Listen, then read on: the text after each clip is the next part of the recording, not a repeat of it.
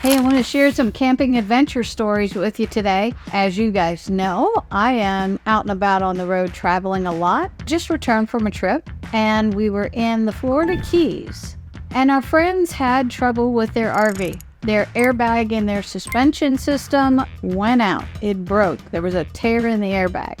From a technical mechanical side, that means that the RV would sit crooked and not be drivable and also it affects the slides opening and closing, and anything where your RV needs to be level.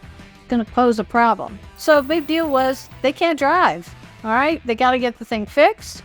We are in the Florida Keys. For those of you who've been there, all the way down at the bottom in Key West, you are 2 hours from Miami, which is about the closest big city to get parts, and it's a long way to get there. And it's tough to find people to help you. So my point in this whole story is, as campground owners, I want you to be a piece of the experience. And a piece of the experience means if someone has trouble, you've got some lined up folks who might be able to help. Now, I don't expect you to know everybody and every mechanical thing that could potentially go wrong, but I want you to make sure you have 2 or 3 RV techs lined up, vetted.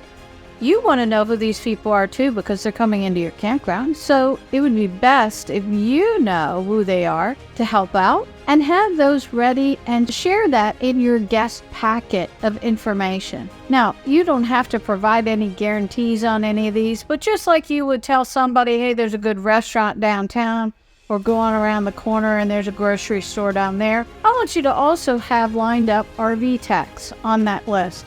I think this is super important. And as a traveler in an RV techs, mobile RV techs, are a real key to getting service issues resolved for making happy campers. If the air conditioning goes out, your fridge goes out, your water pump is not working, you're gonna need a mobile tech. These are not things you're just going to wait until you get back home and drop off. They could ruin a trip. We once had a vacuum flush system go out on our sewer. Talk about ruining a trip, but our handy dandy mobile guy came right on out. It was even over the holidays, and he was able to work some things to get parts to get us fixed up and make that not only a memorable trip for that reason, but also a memorable trip to remember that mobile RV tech if we ever need him again in that location. So I strongly suggest get yourself a list of some mobile techs, do the legwork, help out your guests, ask other guests if they had any repairs done,